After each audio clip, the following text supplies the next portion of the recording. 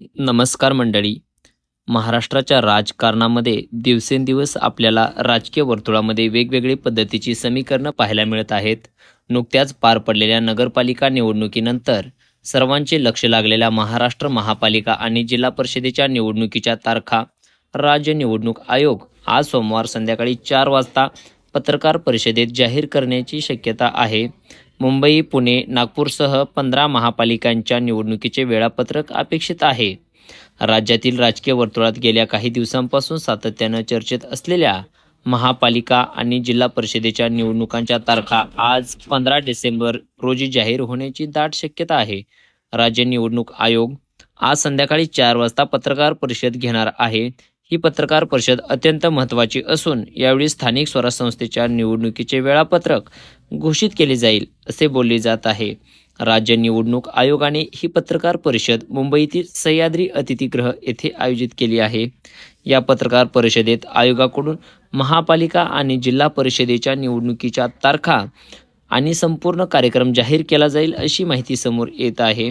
राज्याच्या राजकारणावर दूरगामी परिणाम करणाऱ्या या निवडणुकांना मिनी विधानसभा म्हणून ओळखले जाते. या निवडणुकीमुळे राज्यातील अनेक महत्त्वाच्या शहरामधील कारभाराची दिशा देखील ठरणार आहे. या बहुप्रतीक्षित निवडणूक कार्यक्रमात प्रामुख्याने खालील 15 मोठ्या महापालिकांचा समावेश असे माहिती समोर येत आहे.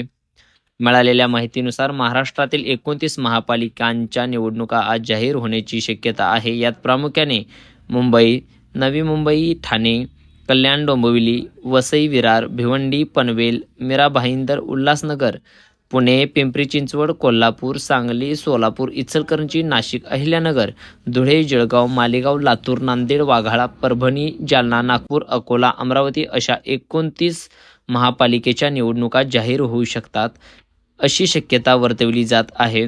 राज्यातील स्थानिक स्वराज्य संस्थेच्या निवडणुका अनेक दिवसांपासून लांबणीवर पडण्यामागे प्रामुख्याने कायदेशीर आणि प्रशासकीय कारणे समोर येत आहेत. यात प्रामुख्याने ओबीसी राजकीय आरक्षणाचा मुद्दा समोर आला. याचबरोबर स्थानिक स्वराज्य संस्थांमध्ये इतर मागासवर्गीयांना ओबीसी राजकीय आरक्षण देण्यासाठी आवश्यक असलेल्या तिहेरी चाचणी पूर्ण करण्याची प्रक्रिया प्रलंबित होती. या आयोगाने इम्पिरिकल डेटा गोळा करून अहवाल सादर केल्यानंतर हा कायदेशीर अडथळा दूर झाला. तसेच प्रभाग रचनेत करण्यात आलेले बदल आणि त्यानंतर सत्तांतरानंतर पुन्हा जुनी प्रभाग रचना लागू करण्याच्या निर्णयाविरोधात दाखल झालेल्या न्यायालयीन याचिकांमुळे अंतिम प्रभाग रचना निश्चित होण्यास विलंब झाला. आता हे दोन्ही प्रमुख अडथळे दूर झाल्यामुळे राज्य निवडणूक आयोग आज निवडणुकीचा कार्यक्रम जाहीर करणार अशी जोरदार चर्चा आणि शक्यता देखील आपल्याला नाकारता येणार नाही. यामुळे निवडणूक आयोगाच्या भूमिकेकडे संपूर्ण महाराष्ट्राचे लक्ष लागून राहिले आहे.